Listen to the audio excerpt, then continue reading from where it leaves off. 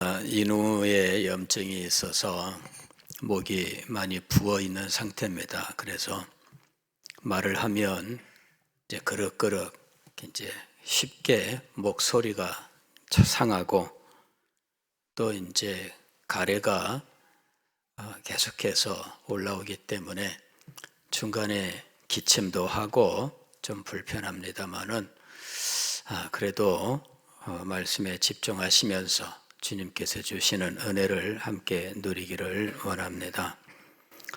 사도는 이 그리스도인의 삶에 대한 교훈의 제일 마지막 부분에 영적 전쟁을 말씀하고 있습니다.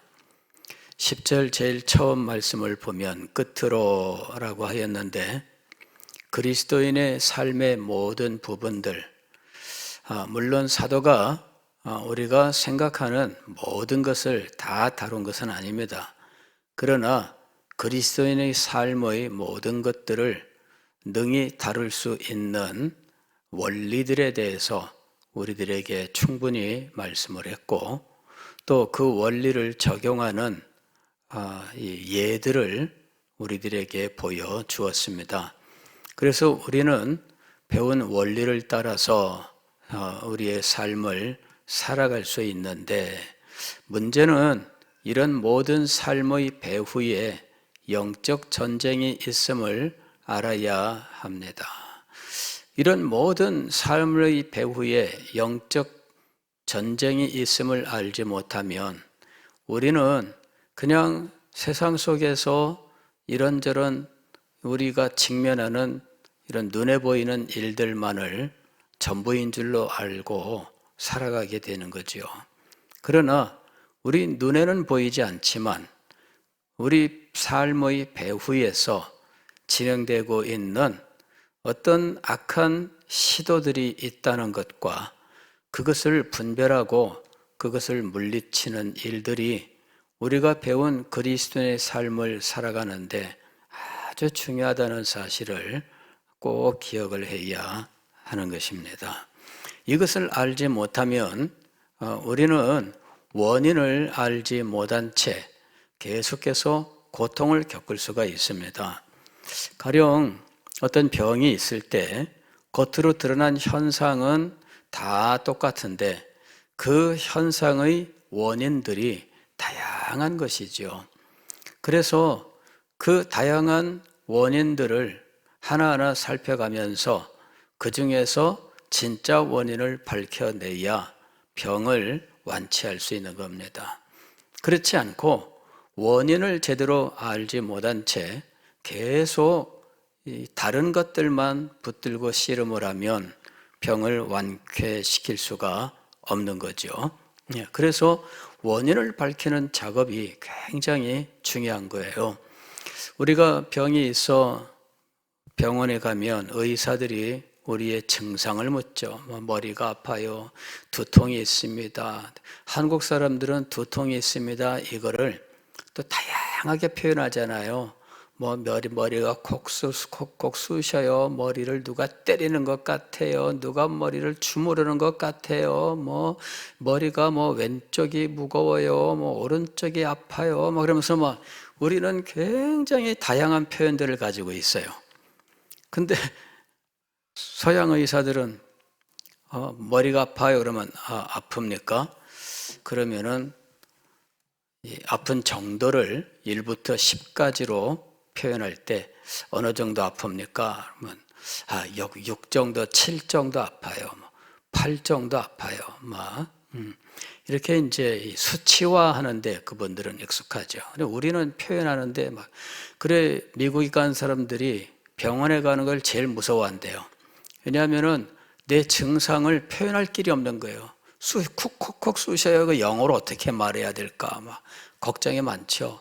그냥 이 머리를 망치로 때리는 것 같아요.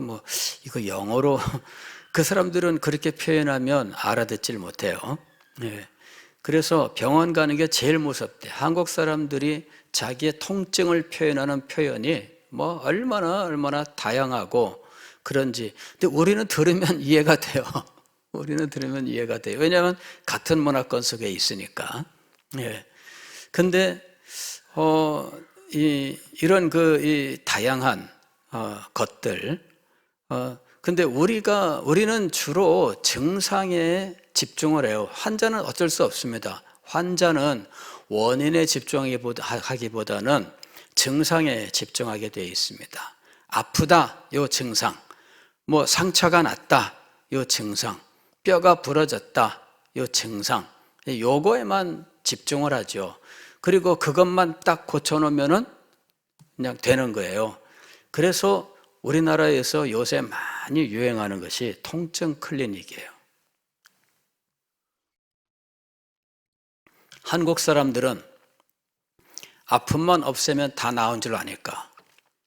그죠? 그래서 하여튼 통증을 잘 물론 통증 잡는 것이 환자에게 있어서 굉장히 중요한 거는 맞아요. 근데 한국 사람들은 통증에만 집중하는 것이 대부분이 이제 그런 경향이 있어요. 이것은 바람직한 건 아닙니다. 그래서 어디 갔더니 주사 맞았더니 통증이 사라졌더라. 그래, 주사 맞아라. 이래가지고 주사 맞으러 다니는 사람들이 지금 굉장히 많아요. 물론 통증 관리를 해주는 것이 좋은 겁니다. 예. 그러나 병을 고치는 일은 아니다. 통증 관리를 하는 것 뿐이지 그것이 병을 고치는 것은 아닙니다. 우리들이 이 영적인 이 문제도 마찬가지입니다. 우리의 삶 속에 많은 문제들이 일어납니다. 인간 관계 속에서도 혹은 교회 안에서 봉사와 섬김의 삶 속에서 개인의 경건 생활에서 혹은 가정 생활에서 혹은 내 자신의 마음 속에서 다양한 이런 심리적 현상들도 일어나고 관계 문제도 일어납니다. 그런데 그런 일들이 어디서부터 비롯되었느냐? 원인을 밝히는 일이 참 중요합니다. 원인을 밝히지 못한 채 우리의 경건 생활에도 문제가 있고 인간 관계에도 문제가 있고 일어나는 일들을 보는 관점에도 문제가 있고 다양한 일들을 제대로 소화해내지 못하고 이러는 많은 일들이 있는 거죠. 그래서 사실은 하나하나 배울 필요가 있습니다.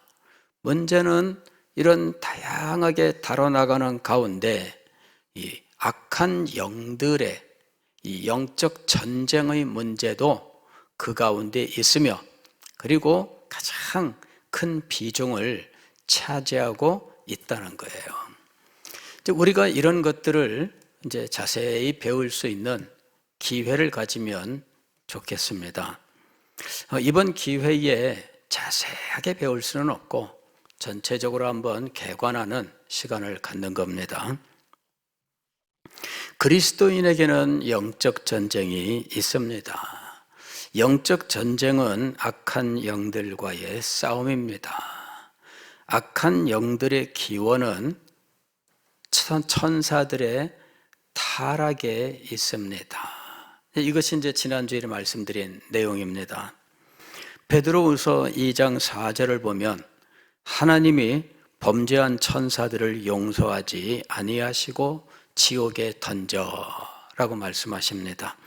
범죄한 천사들이 등장을 하고 있습니다.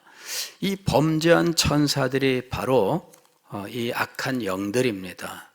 악한 영들, 즉 천사는 영적 존재이죠. 그래서 이 영적 존재들이 타락하였을 때 결국 그들은 하나님을 대적하고 또 하나님을 거역하고 반란을 일으킨 존재들이 되었습니다. 그리고 하나님께서는 그들을 잡아서 그냥 바로 멸망시키신 것이 아니라 그들을 일정 기간 동안 이 하늘에서 즉 하나님의 보좌에서 하나님을 섬기는 이 모든 거룩한 일에서 그들을 쫓아내셨던 거죠. 그래서 이 천사들이 타락하여 추방을 당하는 이제 비극을 갖게 된 겁니다. 그들이 지금 우리가 살고 있는 이 세상에서 역사하고 있는 악한 영들인 겁니다. 유다서 1장 6절을 보게 되면 자기 지위를 지키지 아니하고 자기 처소를 떠난 천사들을 큰 날의 심판까지 영원한 결박으로 흑암에 가두셨으며 이랬습니다.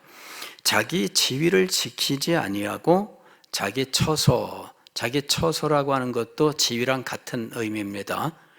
자기 처소를 떠난 천사들이 있다는 것입니다. 그리고 그 천사들이 큰 날의 심판, 최후의 심판까지입니다. 최후의 심판까지 결박당하여 흑암에 가두었다라고 이야기합니다. 그 다음에 유다서 1장 9절 말씀을 보면 천사장 미가엘이 모세의 시체에 관하여 마귀와 다투어 변론할세라고 이야기합니다. 그러니까 모세가 이제 이 느보산에 올라가서 멀리 가나안 땅을 바라보고 그곳에서 죽었습니다. 그래서 이 예루살렘 그 유대 백성들이, 이스라엘 백성들이 모세가 높은 산에 올라가서 죽었으니 그 시신을 찾지 못하게 한 겁니다. 그런데 마귀는, 여기 마귀는 디아볼로스, 히브리어로는 사탄입니다. 사탄이 헬라어로 번역하면 디아볼로스가 되고, 디아볼로스를 우리말로 번역한 분들은 마귀라고 번역한 겁니다. 귀신하고는 어떻게 다르냐? 귀신의 대장이다, 이렇게 말할 수 있겠죠. 저 마귀들, 근데 마귀들, 들자 하면 안 됩니다. 왜? 하나입니다. 마귀는. 마귀는 하나예요. 근데 이 느보산에서 천사장 미가엘과 마귀가, 사탄이 서로 말로 다투었다, 이렇게 얘기합니다. 말로 다투었다. 무엇을 가지고 말로 다투었느냐? 모세의 시신을 두고. 천사장 모세는 모세의 시신이 드러나지 않게 하기 위하여, 마귀는 모세의 시신을 드러나게 하기 위하여. 왜 그렇게 했을까요? 죽은 자의 시신이 인간 세상에서 어떻게 활용되는지를 생각해 보면 알 수 있습니다. 우리 같은 사람이야 죽으면 아이고 무서워 하겠지만, 그러나 높은 사람들은 어때요? 죽으면 그 죽음을 더 크고 의미 있게 만드는 일들이 진행이 됩니다. 그죠? 높으면 높을수록 그 죽음의 의미를 더욱더 크게 만들게 되고요. 그 다음에 왕이 되면 그 죽음은 아주 특별한 의미를 가지게 됩니다. 그 다음에 왕 중에 왕이 되면 그 죽음은 항상 신으로 섬기는 쪽으로 올라가게 돼 있어요. 로마에서도 마찬가지입니다. 로마가 이탈리아 반도의 작은 국가로 있을 때에는 그 왕이 죽어도 그냥 왕이 죽은 겁니다. 그런데 이 나라가 정복에 의하여 나라가 점점 커졌고 세상에 많은 왕들이 있지만 로마의 왕에게 다 정복당하고 그의 신하 역할밖에는 못합니다. 그래서 그가 만왕의 왕이 되는 거예요. 그럴 때 이 만왕의 왕은 인간일 수 없다, 신이다, 이렇게 됩니다. 그래서 신으로 추존하는 겁니다. 로마에서 그런 일들이 일어났습니다. 그래서 그것을 황제 숭배라고 말하는 겁니다. 황제 숭배가 일어나게 된 일은 이 황제를 인간이 아니라 신으로 높이기 위해서, 높이고 그를 신으로 섬기는 일을 하게 된 겁니다. 그래 황제 숭배가 된 거예요. 현재 황제가 살아 있습니다. 그런데 왜 죽은 황제를 높일까요? 자기도 높아지기 위해서입니다. 자기도 높아지기 위해서 죽은 황제를 높이는 겁니다. 그래서 죽은 황제들을 신적 존재로 높이고 이 신적 존재를 향하여 제사를 드리고 혹은 국가의식을 만들고, 우리나라 국가의식은 무엇입니까? 우리나라는 순국선열에 대한 묵념, 그 다음에 국기에 대한 경례, 애국가 제창, 이것이 국가의식입니다. 그래서 국가 이름으로나 혹은 그에 준하는 어떤 행사들을 할 때에는 항상 국민의례를 행하겠다고 얘기합니다. 국민의례를 행할 때 순국선열에 대한 묵념, 국기를 향한 경례, 그 다음에 애국가 제창이 반드시 들어가요. 이게 딱 이제 국민의례입니다. 그런데 이러한 국민의례에 무엇이 동원되느냐? 황제가 신으로서 숭배받는 황제 숭배 의식이 동원되는 겁니다. 일본이 일제시대 때 우리나라에서 신사참배를 강요했다 그러는데 그게 국민의례입니다. 일본에서도 일본 모든 국민들이 행했던 일인데 이것을 우리나라에서도 강제로 부과한 거죠. 근데 그때 일본 황제를 어떻게 생각했느냐? 신이라고 생각한 거예요. 그래서 일본에서도 이제 황제와 더불어 일본에 있는 온갖 종류의 이 잡신들, 이제 이것을 섬기는 국민의례를 강제했던 거죠. 이럴 때 죽은 사람이 신이 되는 거예요. 일본에 가게 되면은 죽은 사람이 신이 되는 일들이 널려 있죠. 어디 가나 신사가 있잖아요. 그 신사에 가게 되면 온갖 종류의 귀신들을 다 섬기고 있고 거기에다가 죽은 사람들 중에 유명한 사람들 다 신으로 모시는 이제 이런 일들을 행합니다. 인간 중에 죽음에 의하여 점점 죽음의 의미를 높이다가 나중에는 신적인 존재로 만드는 이런 일들이 있습니다. 모세의 죽음은 바로 그런 용도로 쓰일 수 있습니다. 그래서 하나님께서는 모세의 시신을 인간 세상에서 보지 못하게 하시는 겁니다. 그런데 마귀가 이 시신을 이용하려고 한 거예요. 천사장 미가엘이 하나님의 명령을 붙들고 가서 이것을 막았습니다. 그리고 성공했습니다. 그런데 이 유다서 1장 9절을 보면 이해할 수 없는 말이 그 뒤에 등장을 합니다. 천사장 미가엘이 모세의 시체에 관하여 마귀와 다투어 변론할 때에 감히 비방하는 판결을 내리지 못하고 다만 말하되 주께서 너를 꾸짖으시기를 원하노라 하였거늘. 그렇습니다. 여기 보면은 감히 비방하는 판결을 내리지 못했다 이렇게 이야기하고 있습니다. 다만 하나님께서 너를 꾸짖으시기를 원하노라. 여기에 이 말씀을 가지고 천사장 미가엘이 천사 중에서는 가장 높은 존재인지까지는 알 수 없지만 천사장이라고 하면서 천사 중에서도 아주 높은 지위를 가진 존재인 것을 알 수 있습니다. 그런데 마귀에게 왜 감히 비방하는 판결을 못했을까 하는 것이죠. 천사가 성품이 유해서 맞습니까? 천사는 마음이 착하니까 맞습니까? 여기에 이 말씀을 두고 과거에 이 마귀가 미가엘보다 타락하기 전에 더 높은 지위에 있었을 것이다. 이제 이런 추측을 하는 겁니다. 그렇잖아요. 과거에 내 상사로 있던 사람, 지금은 은퇴를 했는데 어디 가다가 만났습니다. 그러면은 뭐라고 합니까? 오이 하면서 과거에 자기 상사로 있던 그분을 뭐 영감님 이렇게 부르는 사람은 정신이 없는 사람이겠죠. 그렇지 않겠어요? 예.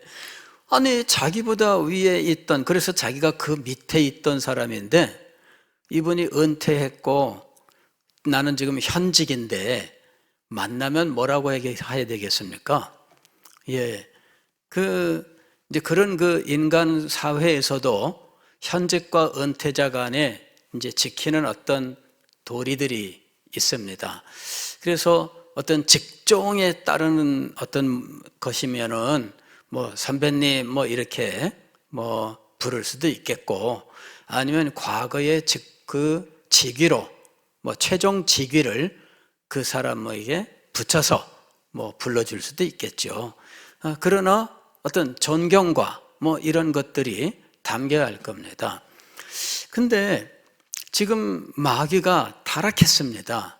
그런데 과거에 타락하기 전에는 천사장 미가엘보다 높은 지위에 있던 존재였을 것이다. 그래서 그 타락하여 정말 이 저주받을 존재이지만 그럼에도 불구하고 어느 정도의 자기들끼리는 어느 정도의 그러한 이 타락하여 멸망할 존재라고 하는 이 말은 할 수 있지만 그러나 비방하는 말은 안 했다. 이제 이렇게 보는 것입니다.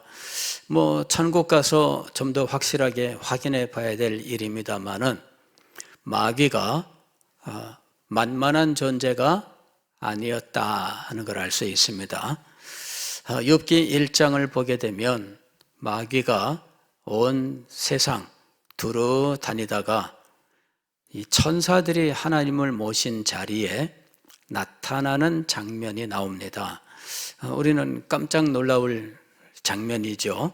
어떻게 마귀가 하나님의 보호자 앞에 천사들이 모셔 있는 자리에 나타날 수 있는가?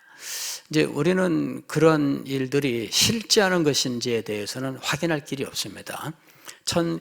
다만 성경에 그런 장면이 있어서 이것이 다만 하나의 이야기로 우리한테 제시가 된 건지 분명히 알긴 어렵습니다만은, 그러나 이 욥에게 일어난 환난과 욥에게 일어난 이 비극에 대하여 그 원인을 지금 인간에게서 찾는 것이 아니라 욥이나 욥 주변에 있는 것에서 찾는 것이 아니라 이 욥을 넘어선, 즉 욥이 살고 있는 이 세상을 넘어선 어떤 곳에서 일어난 일이 욥의 삶 속에 영향을 미친 것이다 라고 하는 사실을 밝히기 위한 것이죠.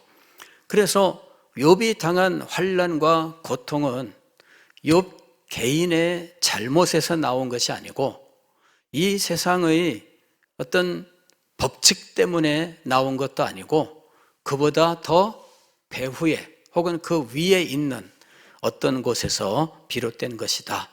그 원인을 말씀하고 있는 장면입니다. 그리고 이 문제의 해결도 역시 모세의 이 욥의 성품이나 욥이 당하는 세상의 어떤 원리 속에서가 아니라 욥 밖에서 더 크고 높은 곳에서 욥에게 임하는 은혜로 해결이 된 겁니다. 그래서 우리가 이 세상에 일어나는 일들의 원인을 단지 세상에서만 찾을 수 없다라고 하는 것을 알게 되는 것이죠. 마찬가지로 악한 영들이 우리의 삶 속에 역사해서 우리의 삶에 때로는 비극도 가져오고 우리의 삶 속에 여러 가지 문제들도 일으키고, 그래서 우리가 그 때문에 고통당하고 혹은 괴로워하고 눈물을 흘리는 일도 있다는 것이죠. 예수님께서 말씀하셨습니다. 인간의 생명을 죽이지 못하는 존재를 두려워하지 말라. 그러나 이 악한 존재들에게 한계가 있다는 것입니다. 악한 존재는 우리의 생명 손댈 수 없어요. 그래서 하나님께서 우리에게 마귀가 아무리 대단한 존재라도 우리의 생명을 손댈 수 없게 하셨다고 하는 한계를 정해 주시고, 다만 그가 어떤 일정한 기간 동안에, 우리는 이 기간을 지금 여기 13절에 악한 날이라고 하는 기간으로 봅니다. 그러므로 하나님의 전신갑주를 취하라. 이는 악한 날에 너희가 능히 대적하고 그랬는데, 이 악한 날, 이것이 바로 하나님이 정하신 기간입니다. 이 정하신 이 기간을 로마서 12장 2절에서는 이 세대라는 말로 표현했습니다. 이 세대, 우리가 흔히 세상이라고 부르는 이 세상의 역사, 이 긴 기간 동안을 세대라고 불러요. 혹은 여기서는 악한 날이라고 불렀습니다. 이 세대는 그 특성이 악한 거예요. 이 세대의 특성이 악한 이유는 아담이 타락하여 하나님의 정죄를 받아 심판을 받게 되었는데, 죄의 오염과 부패가 그대로 이 세상에 전해진 겁니다. 그래서 아담의 후손으로 태어난 우리들은 원죄를 가지고 죄를 짓는 존재가 된 겁니다. 이게 죄인입니다. 그래서 이 죄인된 상태에서 이 세상이 아담에게 주셨던 창조 세계의 본래 모습이 아닌 이 변형된 상황의 상태가 되어버린 이 속에서 신음하고 고통당하게 된 겁니다. 아담이 에덴 동산에서 훈련을 받고, 그리고 그 훈련을 다 완수하고 나면 에덴 동산을 나와 땅끝까지 나아가서 이 세상을 다스리고 정복해야 하는 것이었습니다. 그런데 이 세상을 다스리고 정복하기도 전에 그만 에덴 동산에서 훈련을 다 마치지 못합니다. 선악을 알게 하는 나무의 과일을 먹지 말라. 이것이 시험이었습니다. 그리고 그는 개간을 하면서 이 세상을 다스리고 정복하는 훈련을 하고 있었는데 시험을 통과하지 못했어요. 언약의 관점에서 보면 행위 언약을 파기했습니다. 그래서 그는 결국 훈련도 제대로 받지 못한 채 에덴 동산에서 졸지에 쫓겨나게 된 겁니다. 땅을 개간하고 문명을 발전시키고 해 나가는 이 훈련이 어느 정도 진행되었었는지는 모릅니다. 그러나 그는 쫓겨나서 땅은 엉겅퀴와 가시를 낼 것이고 그 가시가 네 손을 찔러 피 흘리게 할 것이다. 즉 땅이 순순히 말을 안 듣습니다. 다스리고 정복하라 하는데 인간이 다스리고 정복하고자 하나 땅은 순순히 내어주지 않습니다. 여성에게는 출산이라고 하는 복이 주어졌지만, 생육하고 번성하여 라고 하는 복이 주어졌지만 이 순산 이것이 만만치가 않았던 것이죠. 그래서 남자든 여자든 정말 이 에덴 동산을 쫓겨난 다음에는 그들에게 주어져 있는 이 사명을 온전히 감당할 수 없게 되었습니다. 땅이, 이 세상의 공기가, 이 세상의 물이 우리를 대적하게 된 겁니다. 그래서 그 속에서 겨우겨우 먹을 것을 얻고 입을 것을 구하고 집을 짓고 하지만 때때로 이런 것들이 큰 아픔과 고통의 현장으로 변하고 우리 육체조차도 질병으로 사고로 많은 어려움을 겪게 되는 거죠. 자, 이런 상황으로 진행이 되었습니다. 여러분, 이것이 이 세상의 악입니다. 이 악이 이 세상에 들어오게 된 이유는 죄 때문이에요. 죄. 악이라고 하는 것은 우리의 삶에 많은 아픔과 고통을 가져오는 가지가지 비극적인 것들을 의미하는 거예요. 그래서 우리들은 이 세상에서 악에 신음하며 살고 있는 겁니다. 그런데 죄로 말미암아 이 오게 된 악을 우리는 합해서 죄의 악이라고 불러요.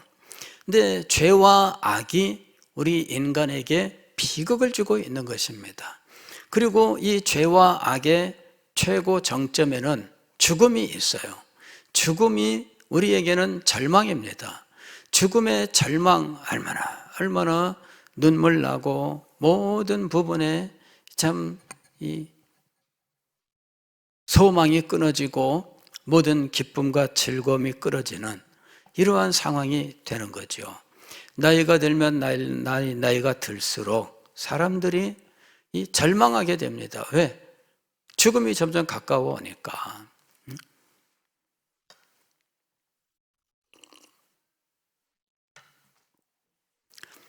이게 악한 날의 특징입니다. 이게 악한 날의 특징입니다. 그런데 이 세상이 악한 이유는 죄와 악으로 비롯된 부분도 있지만 악한 영들이 이 세상에서 마치 물 만난 물고기처럼 행세하고 다닌다는 거죠. 바로 이제 그런 부분이 이 죄, 악이 있는 이 세상을 더 악하게 만들어요. 그래서 악한 날이라고 부르는 겁니다. 악한 날은 영적 악한 영들, 마귀와 악한 영들 때문에만 말하는 것은 아닙니다. 악한 날은 인간의 죄와 그로 말미암은 심판의 결과, 인간 세상에 임하게 된 우리의 삶에 고통을 주는 모든 요소들, 우리의 삶에 아픔을 주고 우리의 삶을 슬픔과 절망으로 그리하여 고통스러워하게 하는 모든 것들이 악입니다. 그리고 이런 것들을 가지고 인간을 현혹하고 미혹하고 혹은 때로는 겁을 주고 이렇게 해서 하나님 경외로부터 우상 숭배하는 쪽으로 몰고 가는 악한 영들이 있는 겁니다. 이 악한 영들은 세상에 있는 죄와 악을 이용해서 우리 인간들을 하나님으로부터 멀리 떠난 존재가 되도록 계속해서 역사하고 있습니다. 그들의 그 역사는 다양한 모습으로 우리에게 나타나서 우리에게 영향을 미치고 있는데 이것을 성경은 간계라고 부르고 있는 거예요. 11절 보면 마귀의 간계를 능히 대적하기 위하여 그랬습니다. 이것을 간계라고 부르는 이유는 간사한 계획 혹은 꾀라고 말하겠죠. 예, 간사한 꾀, 간사한 계획, 동기 자체가 순수하지 않죠. 예, 우리에게 와서 서건 이야기하는데 동기 자체가 순수하지 않아요.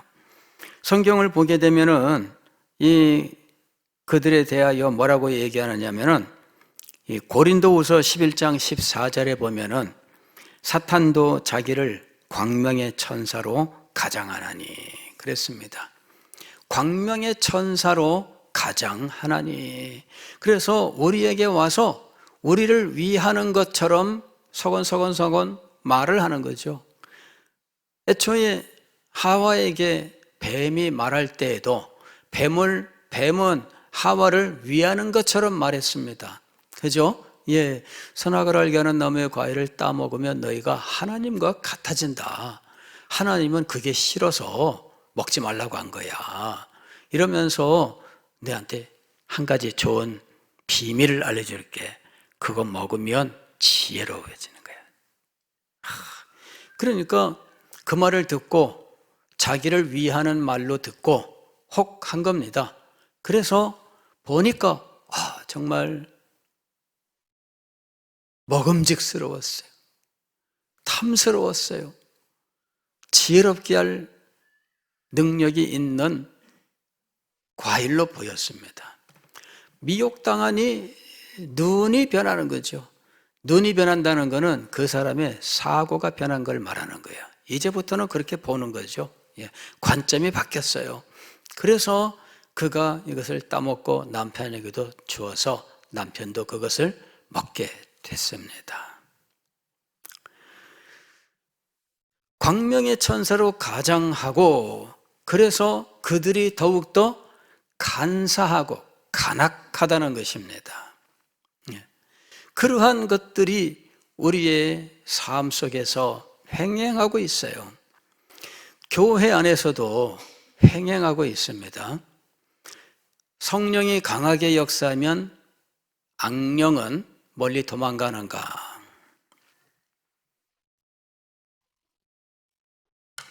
은혜가 강하게 역사하면 사탄은 도망가는가? 그렇지 않습니다.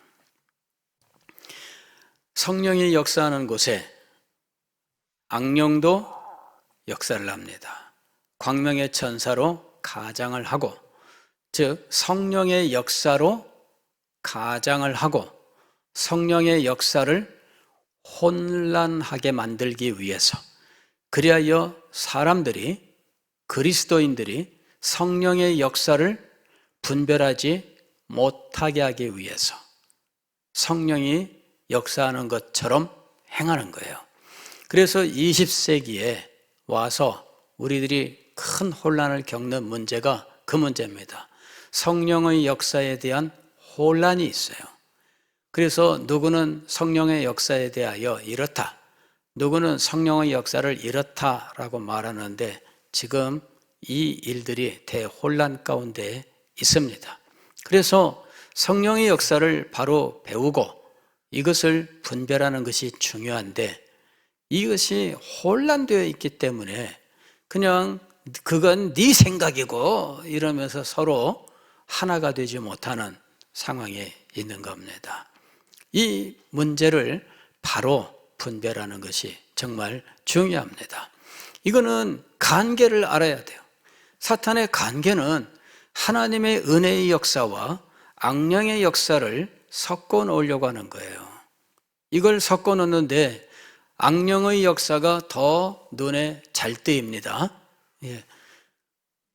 가령 하나님께서 밭에다가 알곡을 심으셨는데 그날 밤에 원수가 와서 가라지를 뿌리고 갔다. 예수님의 비유가 있죠. 바로 이것이 문제입니다. 그래서 이 가라지와 알곡이 섞여 자라고 있는데, 주님 우리가 뽑을까요? 놔두어라 그랬습니다. 놔두어라. 왜? 나중에, 지금은 분별이 안 돼요. 지금은 분별이 안 돼요. 커야 분별이 됩니다. 그래서 나중에 분별해서 심판할 것이다. 그 심판의 기준은 무엇입니까? 열매였습니다. 열매. 결실하느냐? 물론 가라지도 결실하지만 대번에 압니다. 우리가 볼 때에 이는 알곡이며 이는 가라지다. 이 열매로서 알게 되는 거예요. 오늘 우리들도 마찬가지입니다. 우리들도 악령의 역사를 어떻게 분별하느냐? 그 주장으로 말미암아 나타난 열매가 무엇이냐를 봐서 분별하는 겁니다. 열매로서 분별하는 거예요. 그래서 우리는 성령의 역사와 악령의 역사가 오늘 교회 안에 혼란된다. 또 이 세상에서 악령의 역사가 있습니다. 세상 사람들은 이렇게 이야기하면 코웃음 칩니다. 무슨 악령의 역사가 있나? 저거 허황된 이야기를 한다. 이렇게 이야기합니다. 그러면서도 악령들의 역사에 굉장히 깊이 몰입하고 있어요. 우리가 악령이라고 말하면 그걸 싫어하는 이유가 자기들이 거기에 몰입해 있기 때문입니다. 그래서 내가 지금 하고 있는 이것이 악령의 서체라고 웃긴다 이렇게 말하는 거죠. 그러면서 거기에 더 깊이 빠져드는 거예요. 세상이 악령에 빠져서 얼마나 그 길로 달려가고 있는지 모릅니다. 여러분, 우리 사회에 만연되어 있는 것 중에 이 오늘의 운세, 오늘의 운세 이런 거 있죠. 옛날에 일간 스포츠라고 하는 이 신문이 처음 창간되었을 때 그때 일간 스포츠에 굉장히 인기 있는 난이 있었는데 오늘의 운세 그래갖고 12띠에서 이 쥐띠, 소띠 해가지고 돼지띠까지 쭉 해놓고 이제 몇 년생은 몇 년생은 몇 년생은 이렇게 해가지고 전체적으로 다 이렇게 해놨습니다. 이래가지고 사람들이 일간 스포츠 나왔을 때 열심히 보았던 거, 스포츠 신문이 처음 나왔는데 경기 결과도 보고 여러 가지 분석 기사도 보겠지만 최고 인기 끌었던 것 중에 하나는 이 만화, 거기 연재되는 만화입니다. 고우영 씨 거기 연재해가지고 삼국지묘 이런 것들 연재되고 굉장했습니다. 이 사람들이 빼지 않고 꼭 봤던 것이 오늘의 운세예요. 그리고 그 뒤부터 모든 신문에, 모든 주간지에, 모든 월간지에 다 실렸어요. 오늘의 운세. 지금은 시대가 바뀌었습니다. 뭘로 바뀌었느냐면 타로로 바뀌었습니다. 지금은 젊은이들이 많이 보는 곳은 타로로 바뀌었어요. 지금 우리나라가요, 거기에 얼마나 많이 몰려가 있는지 몰라요. 저도 참 오늘의 운세 봤습니다. 제 띠가 무슨 띠니까 무슨 띠를 몇 년생 그걸 봅니다. 딱 하면서 몇 년생 귀인을 만날 것이니 하루 종일 귀인을 만나야지 누군가 그래갖고 귀인을 만나려고 선배를 만났더니 찐빵을 사준다 그래. 이 사람이 귀인이죠. 어쨌든 저도 이제 재미로 보는 거예요. 재미로. 나 안 믿어요. 재밌잖아. 그런데 그죠? 그래서 재미로 보는 거예요. 어느 날 제가 알게 됐습니다. 재미로도 보는 것이 아니구나. 이것이 하나의 산업이 되어가지고 사람들에게 얼마나 많이 퍼졌고, 왜 다 대부분 재미로 본다고 말해요. 다 재미로 본다고 말해요. 그런데 그 재미가 죽을 때까지 가는 거예요. 그래서 한때는 우리나라에 이 점 보는 카페들도 많이 막 생겼었잖아요.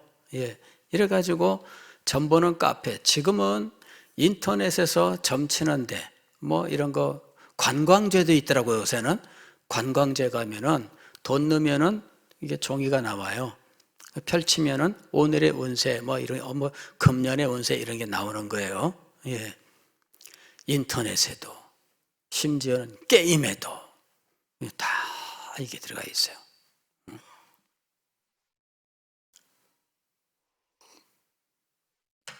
그리고 사회, 저는 지도층이라는 말을 싫어합니다. 왜냐하면 사회를 지도하는 인간들이 되지 않기 때문에 지도층이라고 부르는 것이 역겨워요. 사회의 계급, 어떤 계급 구조상 높은 자리에 있는 사람들, 인간적으로는 형편없는 사람들이 많습니다. 어쩌다 보니 그 자리에 간 사람들이 많아요. 그런데 그 사람들 중에는 이러한 것을 달고 사는 사람들이 있습니다. 도사들 한 사람쯤 알고 지내지 않으면 사회 지도층이 안 돼. 점쟁이 하나쯤 연줄 갖고 있지 않으면 안 돼요. 최근에도 드러난 것들이 있죠. 이건 빙산의 일각입니다. 어쩌다 드러난 것들이지 사회 지도층은 웬만하면 그런 상황이에요. 그래가지고 정치인들 뒤에 도사들이 있는 거예요. 도사들이 무슨 선사 무슨 해가지고 그런 선사들한테 국가 대사도 물어보고 결정하는 거죠. 우리나라만 그런 거 아니에요. 미국에서도 유명한 사람이 있었습니다. 레이건 대통령 부인 낸시 여사가 이 수정구슬 점치는 사람하고 그냥 끼고 살았다 그러잖아요. 그래서 이 미국이 정책을 쓰는 건 세계 정책이 되는 건데 그런 세계 정책에 이 점장애가 관여되어 있었다. 이런 이야기들이 있어요. 그래서 지금 이 세상이 얼마나 이 악한 이런 영들과 연결되어 있는 이런 그것이 이렇게 연결되는지 몰라요. 여러분 수정구슬로 이렇게 얘기하고 그 수정구슬 들여다보고 이러는 것들이 이게 맨정신으로 하는 거 아닙니다. 여러분 이런 일들을 하기 위해서는 무엇인가 어떤 존재와의 접점을 만들고 그러한 것들과 이렇게 같이 하는 이런 일들이 있어요. 이런 것들을 이제 영매라고 이야기합니다. 영매. 영하고 매개체가 되는 거죠. 매개체. 그래서 영적인 존재와 연결한 존재가 영매가 되는 거예요. 이런 영매라고 하는 것이 우리나라로 치면은 무당입니다. 그 다음에 이 점치는 사람들, 물론 그냥 기술적으로 하는 사람들도 있어요. 원리상 이렇게 하는 거야 하는 사람도 있지만 그 사람들은 결국 추구하는 게 영매 쪽입니다. 그렇게 해서 영하고의 접촉이 가능한 특별 능력자가 되는 거죠. 이제 그런 존재들과 연줄을 가져서 일마다 때마다 물어보고 하는 거죠. 예. 이게 지금 정치에 계해서 일어나는 일들이고요. 그 다음에 경제계에서 일어나는 일입니다. 우리나라에서 최고의 재벌은 직원 면접 볼 때에 관상가를 데리고 같이 면접을 봤다는 이야기는 유명합니다. 이건 진실입니다. 예. 그래서 관상가가 보고 이야기해 주는 거죠. 최근에 연예계에서도 그런 일이 있었던 걸 알 수가 있습니다. 최근에 어떤 사건으로 이 카톡이 공개가 되었는데 카톡 속에 보니까 이 무속인이라고 부르는 사람입니다. 이제 이 사람하고 얘기를 하는데 아이돌 데뷔시켜야 되겠는데 얘는 인상이 어떻고 관상이 어떻고 배신할 때를 애고 어쩌고 이게 무당이다. 무당인지 몰라요. 어쨌든 무속인이래요. 이 사람이 탁탁탁탁 권위 있게 얘기를 해주더라고. 이게 카톡으로 공개된 거예요. 그래서 이런 일들이 지금 우리 사회에 만연되어 있고 합리적으로 판단하는 것 같으나 나중에 진짜 결정은 합리가 아닙니다. 진행해 나가는 동안은 합리해요. 그러나 마지막 결정은 합리가 아닙니다. 거기에는 결단이에요, 결단. 마지막에. 근데 이 결단은 항상 누구와 상의하느냐? 이 무당 혹은 무당급 존재들과 상의하는 것이 현재 우리나라에서 일어나고 있는 일입니다.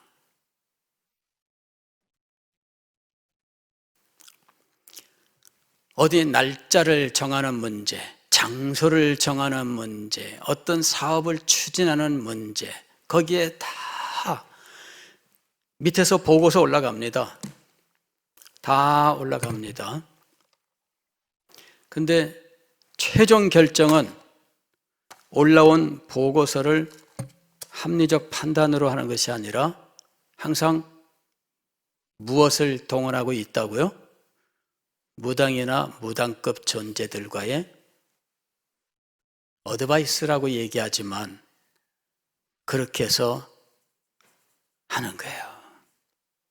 왜 그렇게 할까요? 자신이 없으니까. 성공 보장을 못하니까. 인간의 나약함을 보여주는 거예요. 큰 소리 치고 잘난 체하고 거들먹거리지만 최종 결정은 무당이나 무당급 존재에게 의지할 수밖에 없는 이런 모습을 보여주는 거예요. 우리나라에 정말 불행합니다.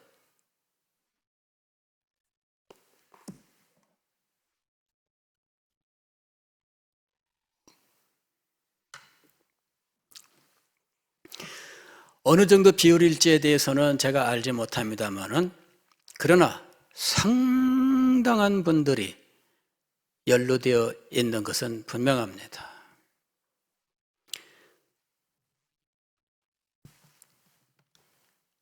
악한 날에 마귀의 간계라고 하는 것이 이 사회에 만연되어 있어요. 과학을 얘기하고 합리를 얘기하는 세상도 이런데 그렇지 않은 곳은 어떻게 할까요? 그렇지 않은 곳은 어떻게 할까요?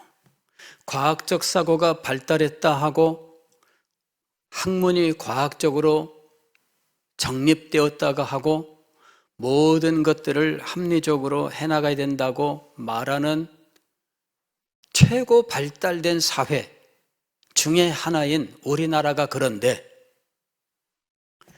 다른 나라는 어떻게 할까요? 더 다른 사회는 어떻게 할까요? 여러분, 그 세상의 모습이 우리한테 영향을 미치고 있어요. 우리가 이런 본질을 알고 우리가 이런 악한 영들을 대적하여 이기는 능력이 없으면 그러한 상황에 있는 이 세상을 복음으로 과연 이길 수 있는가? 그들에게 복음을 전하여 영혼을 구원할 수 있는가? 어렵죠? 우리의 말로 될까요? 어떤 사람들은 우리의 착한 행실로 전도하라. 다 맞습니다. 말로도 전도하고 착한 행실로도 전도하고 다 합니다. 그러나 근본적으로는 무엇이 있어야 됩니까? 성령의 능력이 있어야 돼요. 앞으로 계속 보게 되면 성령의 능력, 성령 얘기가 나옵니다. 성령 없이 우리는 이 일을 성공할 수 없어요. 마귀를 대적하여 승리할 수 없습니다. 마귀의 관계에 대해서 우리들이 잘 알아야 됩니다. 마귀의 관계가 각 영역에 어떤 형식으로 나타나고 있는지에 대해서는 다음 주일에 여러분들에게 조금 더 말씀을 드리겠습니다.